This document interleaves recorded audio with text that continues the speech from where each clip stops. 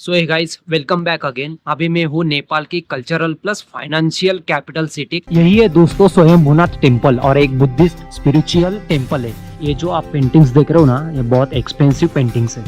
वैसे ये मंदिर के अंदर इतनी शांतता है ना, पूछो ही मत। और बुद्धिस्ट रिलीजन में पीस बहुत इम्पोर्टेंट है। बागमती रिवर सिर्फ एक नदी नहीं है, ये काठमांडू वैली की हिस्ट्री, रिलीजन, कल्चर और डेली लाइफ का सेंटर रही है। पशुपतिनाथ का मतलब होता है यानी कि लॉर्ड शिवा।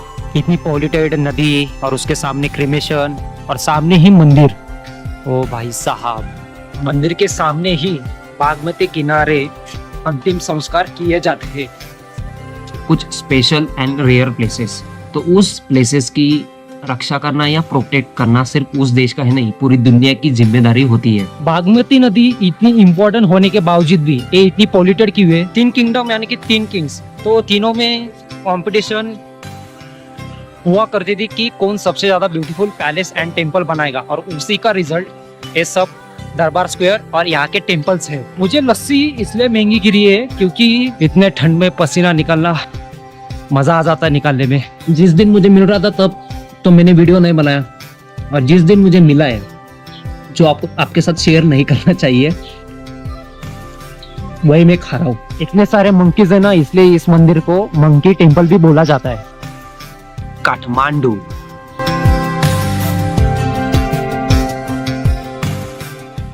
तो मैं जब पोखरा से चेकआउट करके बस स्टेशन जाने के लिए वीडियो शूट ही करता हूँ, तब तक मुझे मिल जाते हैं वहाँ की लोकल बस जो कि जा रही थी बस स्टेशन के लिए। मैं उस दौरान में वीडियो बनाना चाहता था कि मैं वहां से काठमांडू कैसे पहुंचता हूँ, लेकिन जैसे ही मुझे लोकल बस मिली तो वहां बस के अंदर थी लोकल पब्लिक, तो उसके चलते मुझे हिम्मत ही नहीं हो रही थी कि मैं वहां पे वीडियो बनाऊं।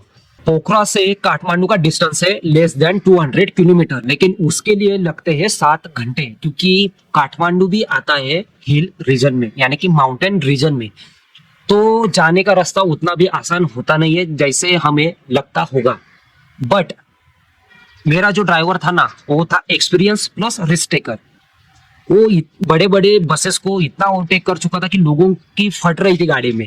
बट क्या कर सकते हैं, अभी उनको कुछ बोल नहीं सकते कि संभल के चलाइए।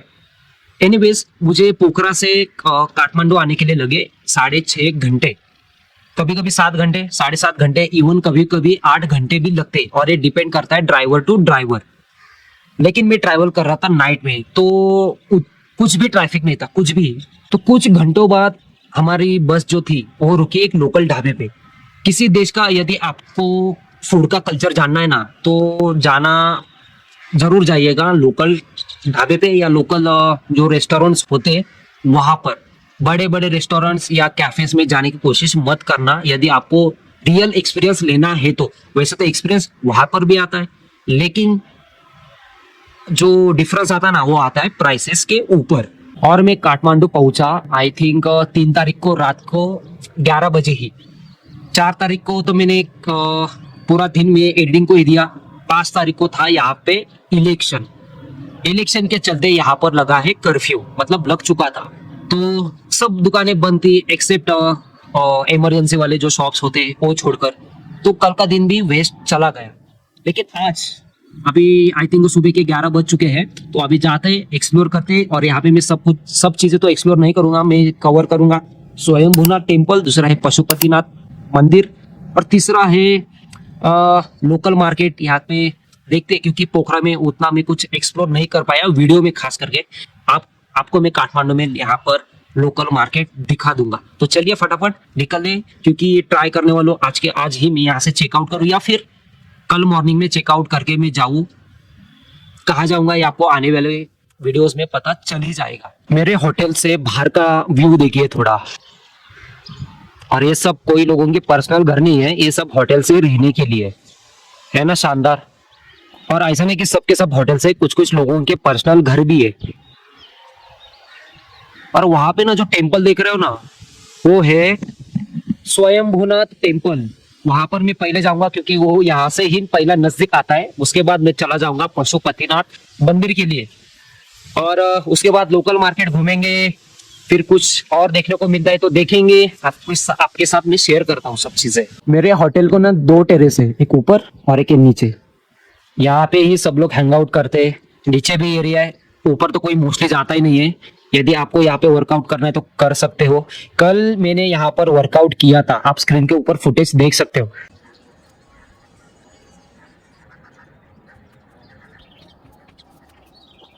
और ये जो पेंटिंग्स आप देख रहे हो ना, वो पेंटिंग है यहाँ पे जो मंदिर मैंने आपको दिखाया ना, स्वयंभूनाथ टेम्पल, उसकी ही पेंटिंग बनी हुई है। और इसके पेंटिंग में आप मंकीज जो देख रहे हो ना, इस टेम्पल को मंकी टेम्पल भी इसलिए ही कहा जाता है क्योंकि यहाँ पर है ना बहुत सारे टेम्पल्स है, सॉरी मंकीज है। और एक बात आपसे शेयर करना चाहता हूँ, यदि आप स्वयंभूनाथ टेम्पल के नियर बाय यदि आप रह रहे हो तो मेक श्योर कि आपकी जो विंडो है वो बंद करके चलिए। ऐसा नहीं कि नॉर्मल आपने बंद कर दिया, उसको पूरी तरह से टाइट में बंद करिए, नहीं तो वो मंकी बहुत चालाक होते हैं। खिड़की ओपन करने की इतनी कोशिश करते कि वो ओपन करके ही आएंगे। मैंने मेरे रूम में मैंने लाइव देखा था, आपसे मैंने मंकीज की बात की थी ना, ये देखो यहाँ पे सब ओपनली मतलब फ्रीली घूमते हैं ये लोग, ये देखो।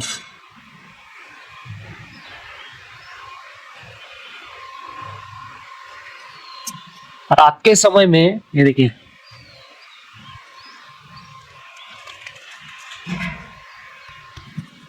रात के समय में कभी भी अकेला बाहर मत जाना, नहीं तो फिर आपको कुत्ते भी डराएंगे और फिर मंकीज भी डराएंगे। क्योंकि मैंने रात के समय ये सब चीजें एक्सपीरियंस की थी, उसी हिसाब से मैं आपसे शेयर कर रहा हूँ। तो चलिए अभी जाते हैं स्वयंभूनाथ टेम्पल। कुत्तों से सावधान रहना। अभी तो कुछ किया नहीं, कुछ भोगा नहीं, लेकिन रात के समय में बहुत वो हो जाते वो। यहाँ पर भी कुछ तो एक मोनेस्ट्री है, किसकी है उसका तो नाम लिखा हुआ नहीं है, वहां पे लिखा हुआ है मनंग सोसाइटी मोनास्ट्री करके। आपको बता दूं कि काठमांडू में 1000 से भी ज्यादा टेम्पल्स और मठ है। काठमांडू एक ऐसी सिटी है, वहां पर आपको हिंदुइज्म प्लस बुद्धिज्म का कल्चर मिक्स देखने को मिल जाता है। अभी स्वयंभूनाथ टेम्पल जाने के लिए थोड़ी सी नहीं, काफी ज्यादा हाइकिंग करनी पड़ेगी। यहाँ पे ना ऐसे कुछ कुछ मंदिर है, वहां जाने के लिए आपको बहुत सारी सीढ़ियां चढ़नी पड़ती है। महाराष्ट्र में एक प्लेस है जेजूर करके, और वहां पे एक टेम्पल है, खंडोबा का टेम्पल उसको बोला जाता है। वहां पर जाने के लिए भी इतनी सारी सीढ़ियां चढ़कर जानी पड़ती है। ये देखो, थोड़ा सा दम तो लगेगा ही, चाहे आपके अंदर कितना भी फिटनेस क्यों ना हो।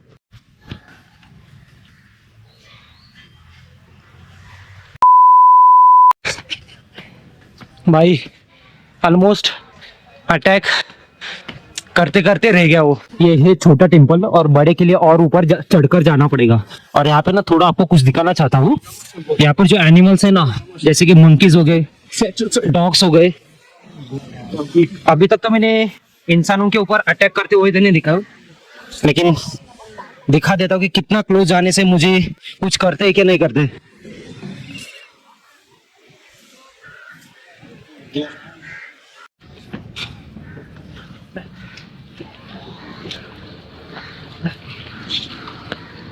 जैसे ही आप नीचे से छोटे टेम्पल से ऊपर आते हो ना बड़े टेम्पल के लिए, तो वहां पर ना लोकल सुवेनियर शॉप्स शुरू हो जाता है दिखने के लिए। कई सारे सुवेनियर शॉप है, यहाँ पे भी दिखा देता हूँ। ये देखिए, यहाँ से ना जाते हो कुछ सुवेनियर्स और पोस्टर्स ले लेता हूँ। दिखने में तो बहुत खूबसूरत लग रहा है ना, इसलिए। ये देखो भाई कितनी बड़ी शॉप है वहां पर।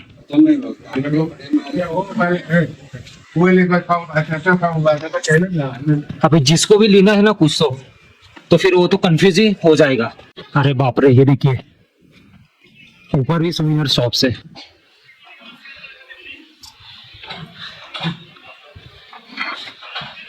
ये देखिए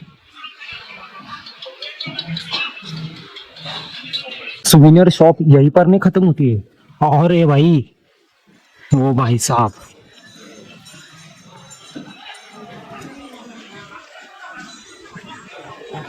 वो देखिए, यही है दोस्तों स्वयंभूनाथ टेम्पल, और एक बुद्धिस्ट स्पिरिचुअल टेम्पल है।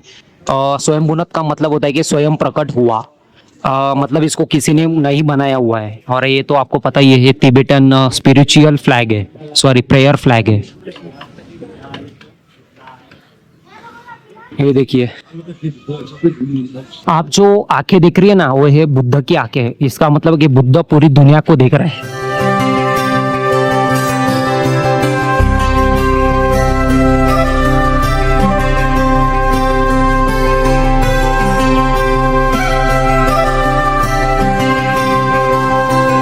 ये जो आप पेंटिंग्स देख रहे हो ना, ये बहुत एक्सपेंसिव पेंटिंग्स है, लेकिन जो छोटी वाली है ना, वो थोड़ा मतलब अफोर्डेबल है।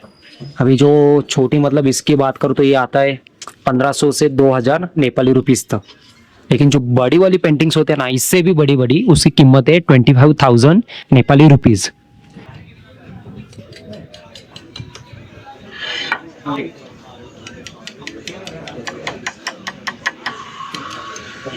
काठमांडू वैली एक लेक थी, और बुद्धिस्ट बिलीफ के अकॉर्डिंग बोधिसत्वा मंजूश्री ने चोबर हिल को कट किया और पानी बाहर निकला, तब वैली हैबिटेबल बनी। और ऐसा बोलते हैं कि, और इसलिए यहाँ पर एक फेमस स्तूपा है, स्वयंभूनाथ टेम्पल। और स्वयंभू का मतलब होता है कि सेल्फ क्रिएटेड या सेल्फ एग्जिस्टिंग, यानी कि अपने आप प्रकट होना।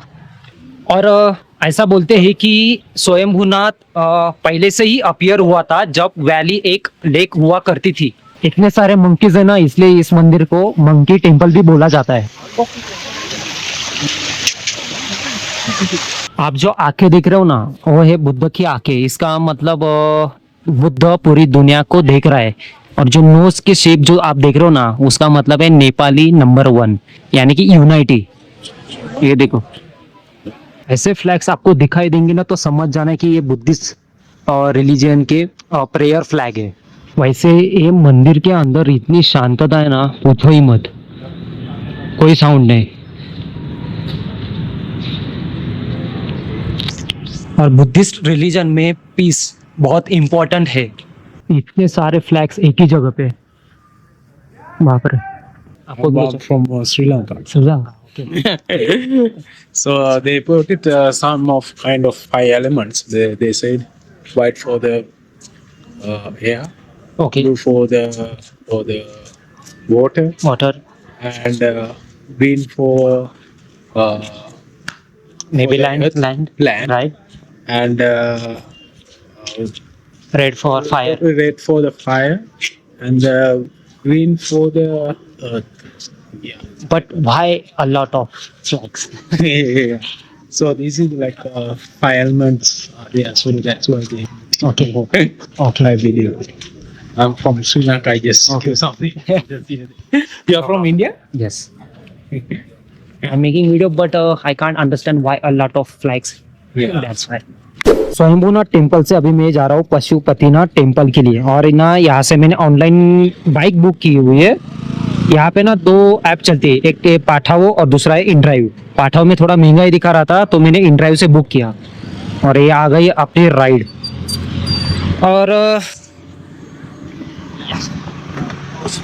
यस, पशुपतिनाथ। तो चलते हैं अभी पशुपतिनाथ मंदिर के लिए। अभी यहाँ पर जितनी शांतता थी, क्या उतनी शांतता हमें पशुपतिनाथ टेम्पल के यहाँ पे देखने को मिलेगी क्या?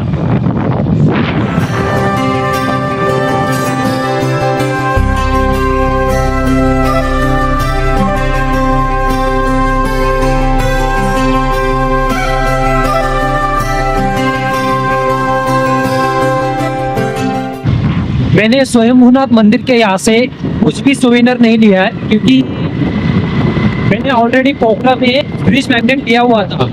और यहाँ पर जो सोवेनियर थे, इसमें मुझे एक भी फ्रिज मैग्नेट अच्छा नहीं लगा था। लेने का मतलब नहीं था, ऑलरेडी मेरे पास एक था। और दूसरी थी सबसे खूबसूरत चीज़, बहुत ही पेंटिंग्स। लेकिन पेंटिंग्स की कीमत है ना, बहुत हाई है।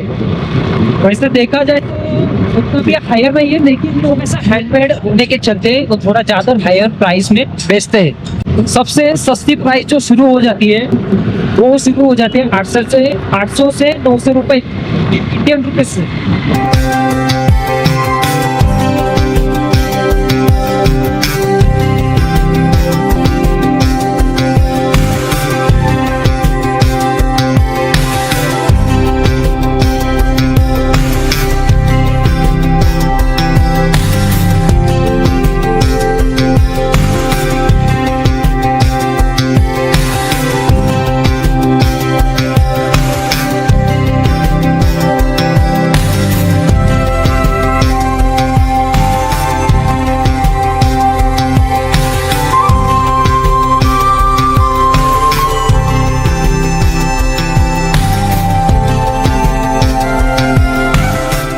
पशुपतिनाथ टेम्पल के अंदर जाने के लिए पहले आपको शूज चप्पल निकालने पड़ते हैं और अंदर कोई फ़ोन या कैमरा से फ़ोटो लेना अलाउड नहीं है।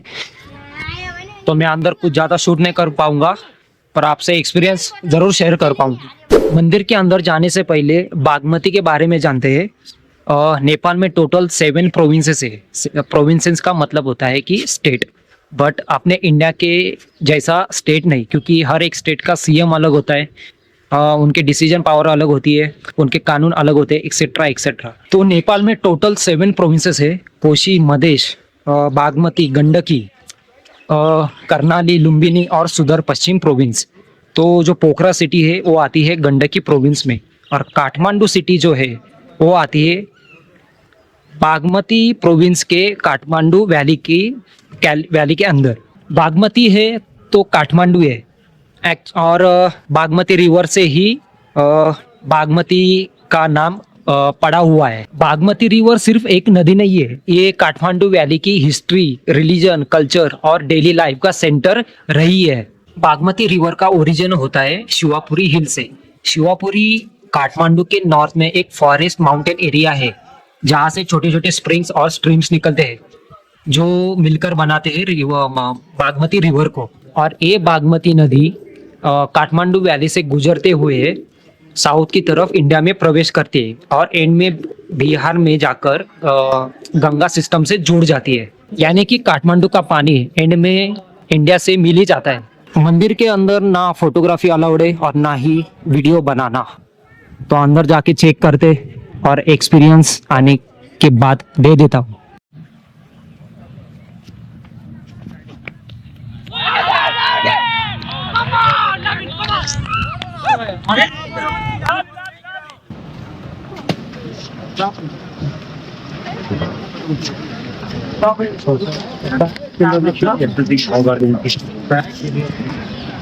मंदिर के अंदर तो वीडियो बनाना पॉसिबल नहीं था, लेकिन ये पशुपतिनाथ मंदिर लॉर्ड शिवा को डेडिकेट है। पशुपतिनाथ का मतलब होता है पशु यानी कि लिविंग बीइंग्स, और पति का मतलब लॉर्ड यानी कि Lord of all living beings यानी कि लॉर्ड शिवा। और ये पशुपतिनाथ मंदिर नेपाल का सबसे बड़ा पवित्र मंदिर है। आप जो पॉल्यूटेड नदी जो देख रहे हो ना, ये है बागमती नदी, और बागमती के किनारे ही क्रीमेशन किया जाता है। उसका क्रीमेशन का मतलब होता है अंतिम संस्कार। और यहाँ का हिंदू बिलीफ है कि अगर किसी का अंतिम संस्कार बागमती के किनारे किया जाए तो उसको हेवन में जगह मिल जाती है। तो इसलिए बागमती नदी सिर्फ वाटर रिवर नहीं है, लाइफ और डेथ का कनेक्शन है। ये देखकर तो मुझे बताने की जरूरत नहीं गिरनी चाहिए। और मंदिर के सामने ही बागमती किनारे अंतिम संस्कार किए जाते हैं। भाई ये कितना डेंजरस दिख रहा है यहाँ से, इतनी पॉल्यूटेड नदी और उसके सामने क्रीमेशन और सामने ही मंदिर। ओ भाई साहब,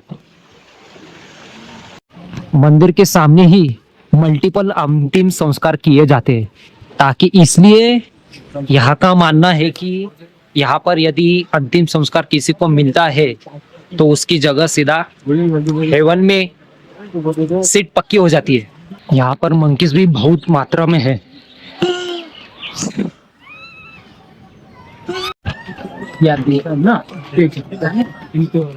बागमती नदी इतनी इम्पोर्टेंट होने के बावजूद भी ये इतनी पॉल्यूटेड क्यों है? देखो 1960s के बाद काठमांडू तेजी से बढ़ने लगा, तो पॉपुलेशन तेजी से बढ़ने लगी, सीवेज सिस्टम वीक था और फैक्ट्रीज और वेस्ट सीधा नदी में जाने लगे। इससे धीरे धीरे वाटर फ्लो कम हो गया और नदी पॉल्यूटेड बन गई। लेकिन रिलीजियस इम्पोर्टेंस अभी भी उतनी ही है। यही है ओवरऑल पशुपतिनाथ मंदिर। और इसके प्रॉपर मंदिर के अंदर जाने के लिए आपको शूज और चप्पल पहले बाहर निकालने पड़ते हैं, तभी आपको एंट्री मिलेगी। लेकिन यहाँ आना, इंडिया से यहाँ पर आना वर्थ इट है क्या नहीं, ये आपको बाद में मैं सब कंक्लूजन में डाल दूंगा।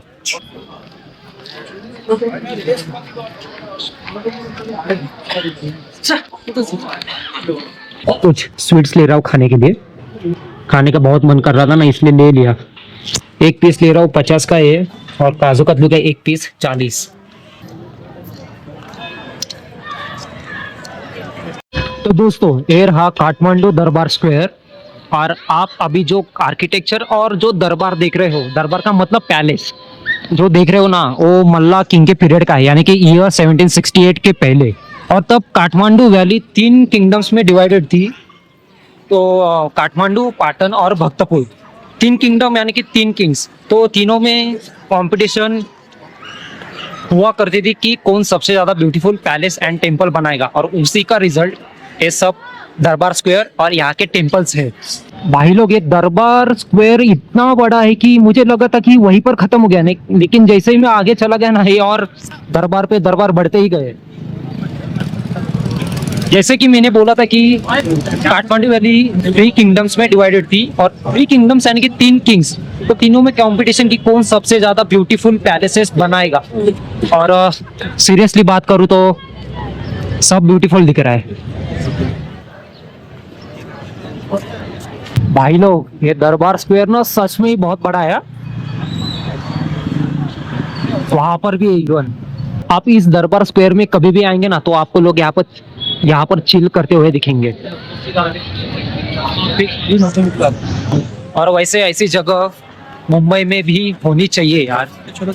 पार्क्स होते लेकिन उसका मतलब नहीं।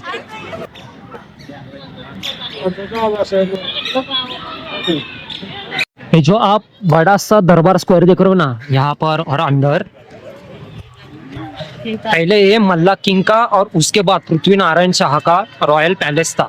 देखो बिफोर ईयर 1768 के पहले मल्ला किंग का रूल हुआ करता था, और उसके बाद ईयर 1768-69 में जब पृथ्वी नारायण शाह ने पूरे काठमांडू वैली को कैप्चर किया, तभी से उनका भी ये दरबार स्क्वायर एक रॉयल पैलेस बन गया था। वैसे इस दरबार स्क्वायर में इंडियंस और फॉरेन नेशन को फीस देनी पड़ती है, लेकिन फॉर्चुनेटली मुझे किसी ने वहाँ पे पूछा नहीं। तो यदि आप आएंगे तो हो सकता है कि आपको पे करना पड़ेगा, उस बात का थोड़ा सा ध्यान रखना। जैसे ही दरबार स्क्वायर से आप बाहर आते हो ना, यहाँ से शुरू हो जाती है एक लोकल मार्केट, और आई थिंक इस पूरे लोकल मार्केट का नाम है आसन बाजार। यहाँ पर ना एक लोकल लस्सी ट्राई कर रहा हूँ, देखते पी के कितना मजा आता है। भाई चम्मच वगैरह कुछ भी नहीं।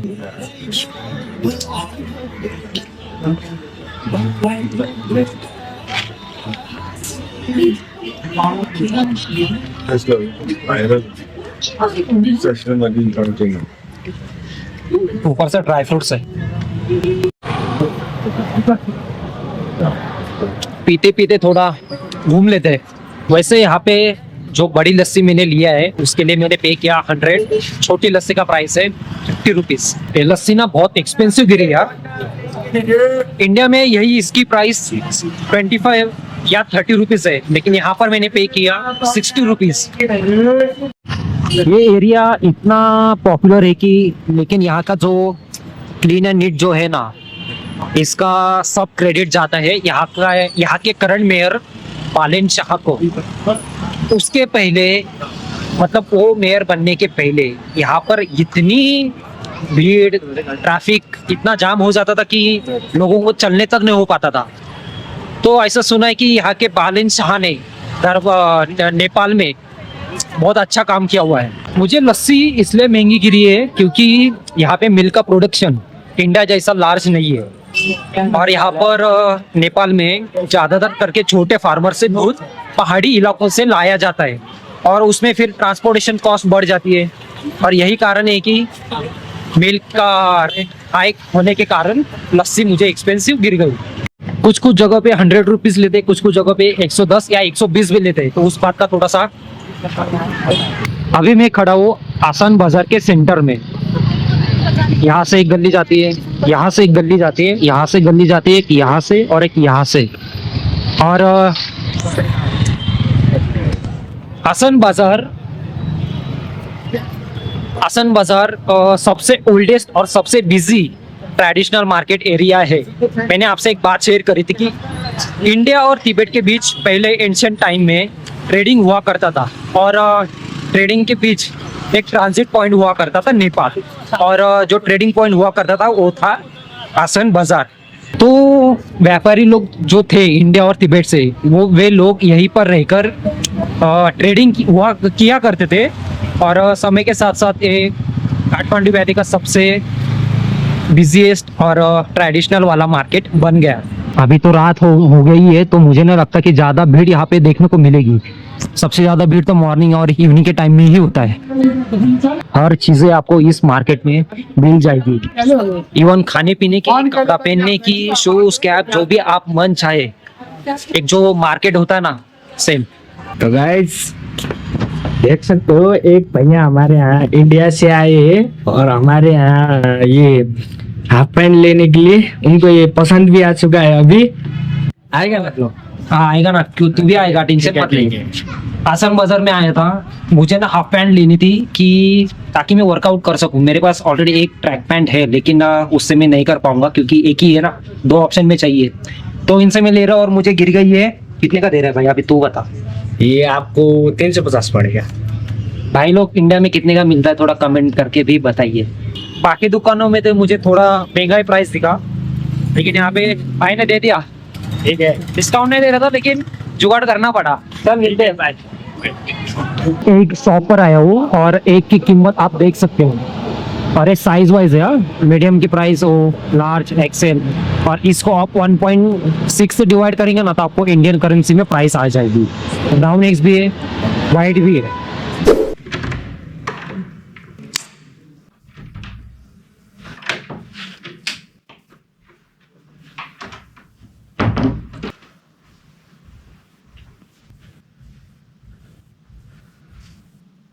सो hey guys, very good morning. कल मैं जिन जिन जगहों पे गया था ना, वो सब वर्ल्ड हेरिटेज साइट है। वर्ल्ड हेरिटेज साइट का मतलब होता है कुछ स्पेशल एंड रेयर प्लेसेस। तो उस प्लेसेस की रक्षा करना या प्रोटेक्ट करना सिर्फ उस देश का है नहीं, पूरी दुनिया की जिम्मेदारी होती है। एक इम्पॉर्टेंट बात आप लोगों से शेयर करना चाहता हूँ। नेपाल में लोग खास करके आते हैं एक तो मंदिरों के लिए, या तो फिर माउंटेन में ट्रेकिंग, या फिर कैंपिंग करने के लिए। तो नेपाल आने का फॉरेनर्स का यही एक टारगेट होता है। नेपाल एक तो सस्ता ही है, उन लोग को वो लोग माउंटेन लवर्स होते हैं, by the way beach lover होते हैं, लेकिन बीच के लिए फिर वो चले जाते हैं साउथ ईस्ट एशिया, जैसे कि थाईलैंड हो गया, XYZ जो भी प्लेसेस है। लेकिन नेपाल फेमस है ट्रैकिंग एंड कैंपिंग के लिए। अभी क्या करते हैं ना, फटाफट वर्कआउट करते, फिर फ्रेश होते, फिर उसके बाद मुझे करना है चेकआउट के बाद मैं चला जाऊंगा इसके लिए, बस स्टेशन के लिए, क्योंकि वहां से मुझे जाना है दूसरी जगहों पे। तो क्या कैसे वो पता करना है, देन उसके बाद करते हैं वीडियो को खत्म करने से पहले सब कंक्लूजन बता दूंगा, ओवरऑल जो मेरा एक्सपीरियंस रहा है अभी तक का।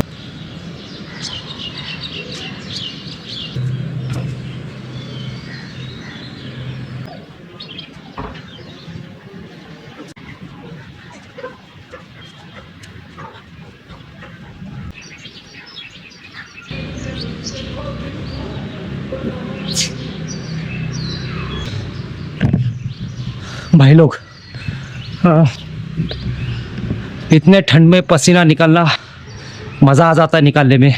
तो अभी क्या करते, फटाफट शावर ले लेते और करते रिमेनिंग और पेंडिंग वर्क्स। हो चुका हूँ मैं रेडी, और वो रहा मेरा बेड, और मैं 4 जनों के साथ रूम शेयर कर रहा हूँ। और ये रहा कॉमन बाथरूम।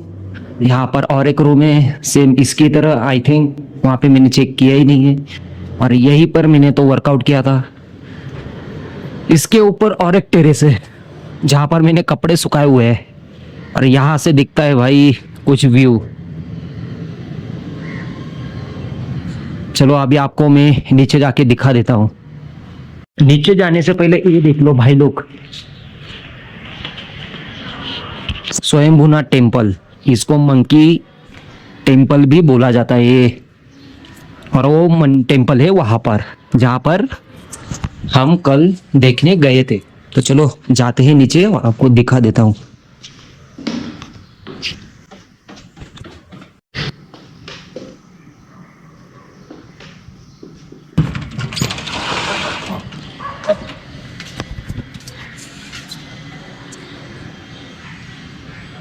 स्टार्टिंग में आपने जो देखा वो है कॉमन एरिया, और बगल में है छोटा सा किचन टाइप, वहाँ पर बैठ के अभी मैं ब्रेकफास्ट करूँगा और उसके बाद चला जाऊँगा बस स्टेशन के लिए। ये रहा कॉमन एरिया और यहीं पर पूरा 2 दिन बैठ के मैंने एडिटिंग किया था।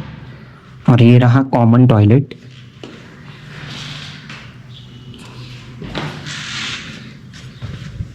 इसके नीचे आता है फर्स्ट फ्लोर और उसके नीचे ग्राउंड फ्लोर, और शॉवर लेने के लिए जाना पड़ता है फर्स्ट एंड ग्राउंड फ्लोर के लिए, क्योंकि हॉट वाटर की फैसिलिटी वहीं पर अवेलेबल है। और यहाँ पर मैं पर डे के पे कर रहा हूँ 500 नेपाली रुपीज़ विथ ब्रेकफास्ट। और मुझे लगता है कि पूरे नेपाल में सबसे सस्ता हॉस्टल यही है। ये रहा ब्रेकफास्ट और ये रहा ब्रेड, ये रहा जाम और ये रहा मिल्क कॉफ़ी। एक्चुअली यहाँ पे 2 दिन से मैं रह रहा हूँ ना, तो 2 दिन से मैं खा रहा हूँ। स्क्रीन के ऊपर आप फोटो देख सकते हो। तो साथ में मुझे मिलती है ब्लैक कॉफ़ी, लेकिन आज मुझे मिली है मिल्क कॉफ़ी। लेकिन आज ऑमलेट ब्रेड नहीं है, एक चीज़ है तो एक नहीं। एनीवेज वैसे तो मैं आज से ट्रैवलिंग करने वाला हूँ, तो जितना पेट हल्का रखो उतना बेटर है मेरे लिए। कभी कुछ हो जाए कुछ पता नहीं। तो चलो खाते और निकलते हैं बस स्टेशन के लिए, क्योंकि पता करना है कि क्या और कैसे। मिलता हूँ आपको सीधा बस स्टेशन पर। वैसे ये खारी है जी, अब क्या कर सकते, जितना है उस पे ही काम चलाना पड़ेगा। जिस दिन मुझे मिल रहा था तब तो मैंने वीडियो नहीं बनाया, और जिस दिन मुझे मिला है जो आपको आपके साथ शेयर नहीं करना चाहिए, वही मैं खा रहा हूँ।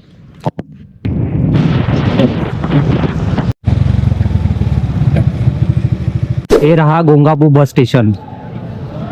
तो चलो जाके देखते कौन सी बस जाती है, क्या टाइमिंग है और क्या प्राइस है।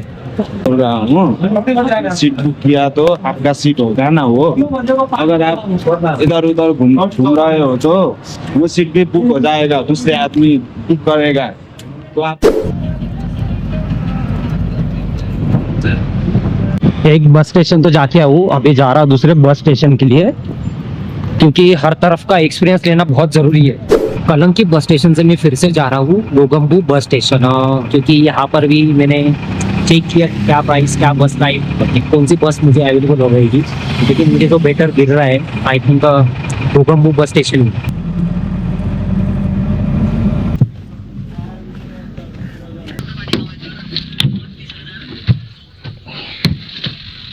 तो ये है मेरी बस और यहीं से मैं जा रहा हूँ काकड़ भिट्टा के लिए, यानी कि काकड़ भिट्टा आता है इंडिया बॉर्डर पर। तो वहाँ से मैं आगे वाली जर्नी क्या रहेगी वो आपको पता चल ही जाएगा। और इसके लिए मैंने पे किया है 2000 नेपाली रुपीज़, यानी कि इंडिया के बनते हैं 1300 रुपये। एक्चुअली इलेक्शन के चलते थोड़ा प्राइसेस बढ़ चुके हैं, लेकिन नॉर्मली वैसे देखा जाए तो 1500 से स्टार्टिंग हो जाता है। तो दोस्तों आ चुका हूँ मैं वापस रूम पर, और बस स्टेशन जाने के बाद क्या हुआ इसके पहले मैं आपको मेरा पूरे नेपाल का एक्सपीरियंस का कंक्लूजन दे देता हूँ।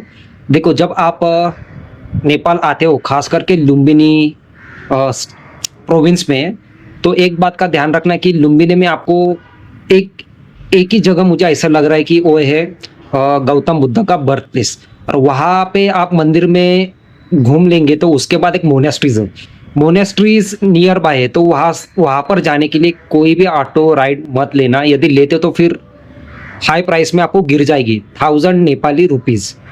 यदि आपका ग्रुप है तो ठीक है, लेकिन आप सोलो या डुओ है तो फिर समझ जाओ अभी। देन उसके बाद मैं चला गया पोखरा के लिए। पोखरा के लिए मैंने ले ली बस स्टेशन से ही बस, और उसकी कीमत बार्गेनिंग करने के बाद, बार्गेनिंग तो वहाँ पे आप नहीं कर सकते क्योंकि वहाँ पर प्राइसेस फिक्स होती है, और डिपेंड करता है बसेस की कंडीशन क्या है, मतलब कि ओल्ड है या न्यू है, एसी है क्या नॉन एसी है, XYZ। और पोखरा जाने के बाद, पोखरा ना सबसे ब्यूटीफुल सिटी लगा मुझे काठमांडू से। काठमांडू भी ब्यूटीफुल सिटी है, लेकिन मुझे पोखरा कुछ ज़्यादा ही पसंद आया। पोखरा में आप जाते हो तो यदि आपने ऑनलाइन बुकिंग नहीं किया है तो डोंट वरी, वहाँ पे आपको ऑफलाइन ऑप्शंस भी बहुत सारे मिल जाते, बट वो भी डिपेंड करता है कि आपका बजट क्या है। यदि आप डायरेक्ट जाते हो तो फिर वैसे देखा जाए तो नेपाल बहुत सस्ता ही है, लेकिन फिर भी यदि आप 300 350 में रुकना चाहते हो तो फिर ऑनलाइन चेक करो, booking.com है, हॉस्टल वर्ल्ड है, एंड फिर वहाँ पे घूमने के लिए कई सारे प्लेसेस है। तो बट होता क्या है मालूम है क्या, कई सारे प्लेसेस पे घूमने के लिए ना कॉस्ट बढ़ जाती है, क्योंकि जितने भी टूरिस्ट प्लेस है ना वो आते हैं हिल टॉप पर, तो हिल टॉप पे जाने के लिए फ्यूल कॉस्ट ज़्यादा बढ़ जाता है। इसके लिए जो आपको नॉर्मल प्राइस से ज़्यादा दिखने लगता है। इसका मतलब ये हो गया कि यदि मैं यहाँ से ऑनलाइन बुकिंग करता हूँ, यहाँ पे 2 ऑनलाइन बुकिंग चलती है राइड के लिए, पाठावो और दूसरा है इन ड्राइव। लेकिन जब आप बुक करते हो ना पोखरा में खास करके, तो स्टार्टिंग में तो आपको कम ही प्राइस में दिखाएगी, बट राइडर आने के बाद वो लोग बोलते हैं कि देखो ऐसा ऐसा वैसा है, उसके लिए ज़्यादा कॉस्ट बढ़ जाती है। आप चाहे किसी भी राइडर से बुक कर लो, तो उस बात का एक ध्यान रखना। यदि ग्रुप में है तो पॉसिबल है, नहीं तो दूसरा ऑप्शन होता है लोकल बस से ट्रैवल करना, लेकिन वो बहुत लेंदी प्रोसेस होता है। काठमांडू में मैंने आने के बाद ही मैंने ऑनलाइन चेक किया कि यहाँ पर मुझे सस्ता गिर रहा है, और मैं अभी स्वयंभू एरिया में रह रहा हूँ। मोस्टली टूरिस्ट जो रहते हैं ना वो रहते हैं आसन बाजार में, जहाँ पर गया था ना, उस आई थिंक मार्क एरिया का नाम है थमेल करके कुछ, तो वहाँ पे मोस्टली टूरिस्ट रहते हैं, क्योंकि वो वहाँ का सबसे busiest and most touristic place है इसलिए। बट यहाँ से कंपेयर करूँ वहाँ के लिए, तो मुझे प्राइसेस जो चीप लगी है ना दोनों तरफ ही है।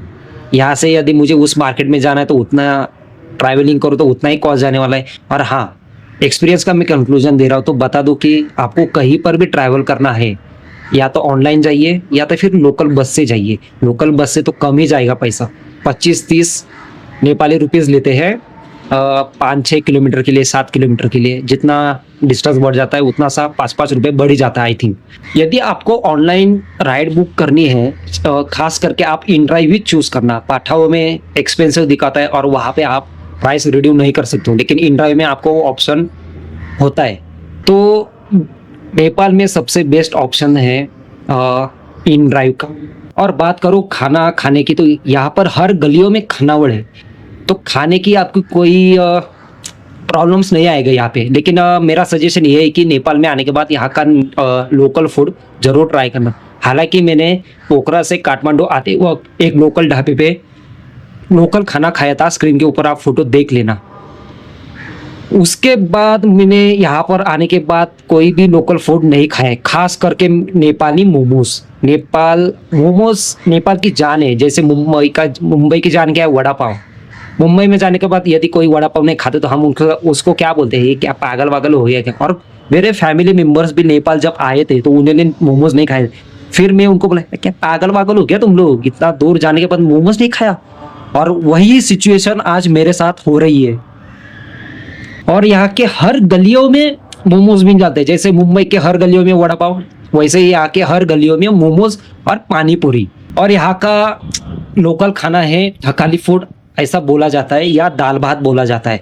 और उसमें स्क्रीन के ऊपर आप फोटो देख लेना कि उसमें क्या क्या मिल जाता है खाने के लिए। और नेपाल का सबसे पवित्र हिंदू टेम्पल है वो है पशुपतिनाथ मंदिर, और उसके ही सामने बागमती नदी के किनारे ही वहाँ पर अंतिम संस्कार किए जाते हैं।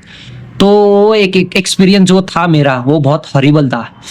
मतलब लोगों की सोच देखिए ना कि वहाँ पर अंतिम संस्कार यदि किसका होता है तो उसको सीधा जन्नत में जगह मिलती है। क्या लॉजिक है, मतलब ये मुझे बात समझी ही नहीं। जिन लोगों को देव दर्शन करना है तो वो लोग आ जाइए काठमांडू में, और जिन लोगों को शांति या कुछ वो चाहिए, मतलब नेचर वाला कुछ टाइप, तो फिर चले जाइए पोखरा के लिए। यदि मैं फिर से नेपाल में आऊँगा तो मैं फिर कौन से सिटी में प्रेफर करूँगा, ऑफ कोर्स पोखरा। और एक बात कि नेपाल के लोग मतलब क्यों यूनिक दिखते हैं, मतलब चाइनीज टाइप, तो आपको बता दूं कि नेपाल के साउथ साइड में और नॉर्थ साइड में अलग अलग फेसेस के जो स्ट्रक्चर है वो दिखाई देने मिलता है। साउथ में क्या होता है कि इंडियन इन्फ्लुएंस ज़्यादा होने के चलते, यानी कि यूपी और बिहार का, तो हमें थोड़े से इंडियन टाइप देखने को मिलते हैं। जैसे आप नॉर्थ साइड में चले जाएंगे, पोखरा, काठमांडू ऐसे सिटियों में, तो आपको दिखाई देंगे चाइना का इन्फ्लुएंस, तिब्बत का इन्फ्लुएंस, और ये हजारों सालों से चलते आ रहा है। और आपको बोला था कि तिब्बत से इंडिया पहले ट्रेडिंग हुआ करता, तो बीच में एक ट्रांजिट पॉइंट हुआ करता था नेपाल। तो माइग्रेशन के चलते फिर वो दिखने शुरू हो गए। चाइनीज टाइप या तिब्बतन स्टाइल वाले लोग। यहाँ से मैं दूसरी डेस्टिनेशन के लिए जा रहा हूँ ना, तो वहां पर भी फेस स्ट्रक्चर डिफरेंट है। क्यों है, क्या कारण है, ये आपको आने वाले वीडियोस में पता चल ही जाएगा। यहाँ नेपाल में आने के बाद मैंने सन देखा ही नहीं है। जब मैं पोखरा में था तब भी सन बाहर आता ही नहीं था। अभी काठमांडू आए हो फिर भी सन तो नाम की चीज ही नहीं दिख रही। आप ऊपर देख सकते हो, वेदर क्लियर ना होने के चलते यहाँ पे जो माउंटेन्स दिखाई देते हैं ना सिटी से भी, वो दिखाई ही नहीं दिए मुझे। तो अनफॉर्चुनेटली ये चीज मैं मिस कर दिया। तो नेपाल आने का सबसे बेस्ट टाइम होता है अक्टूबर से लेके जनवरी तक। और सबसे इंपॉर्टेंट बात, कुछ कुछ जगहों पे आपको बार्गेनिंग करनी पड़ेगी, वो भी हार्ड वाली। यदि नहीं करते तो फिर आप हाई प्राइस पे कर रहे हो, चाहे फिर वो नेपाल हो, इंडिया हो या कोई भी कंट्री हो। वैसे मैं अभी तक पूरी दुनिया तो नहीं घुमा हूँ, लेकिन जहाँ पर मैं घुमा हूँ ना, तो अभी तक मैंने बार्गेनिंग ही किया है और अब मुझे लगता है कि सही है। अभी मैं नेपाल छोड़ के दूसरी तरफ जा रहा हूँ ना, तो मैंने बस का ऑप्शन चूज किया हुआ है। तो बस का एक्सपीरियंस, टिकट बुक करते वक्त और वहां से मैं दूसरी डेस्टिनेशन के लिए जाऊंगा, तो उसका एक्सपीरियंस क्या होता है ये मैं आपको आने वाले वीडियोस में बताऊंगा। और मैं ट्राई करूंगा कि जितना हो सके मैं यहाँ से दूसरी तरफ कैसे जाता हूँ, क्या चैलेंजेस आते हैं, ये आपको आने वाले वीडियोस में पता चल ही जाएगा। तो आने वाले वीडियोस मिस मत करना। Thank you so much for watching this video. See you soon. इस साइड रहा नेपाल और इस साइड रहा इंडिया। इसमें तो मेरे लेग फिट ही नहीं बैठ रहे हैं। वैसे तो मुझे तो इंडिया का ही बेटर लग रहा है, बट अनफॉर्चुनेटली मेरी गलती के कारण अभी भी मुझे लगता है कि 2-2.5 घंटे लगने वाले हैं पहुंचने के लिए। टोटल 15.5 घंटे बाद, और अभी सुबह के 8 बज चुके हैं और अभी मैं पहुंचा हूँ काकड़भिट्टा बॉर्डर पर। मुझे लग गया है चूना, और चूना इस बात का लग गया है कि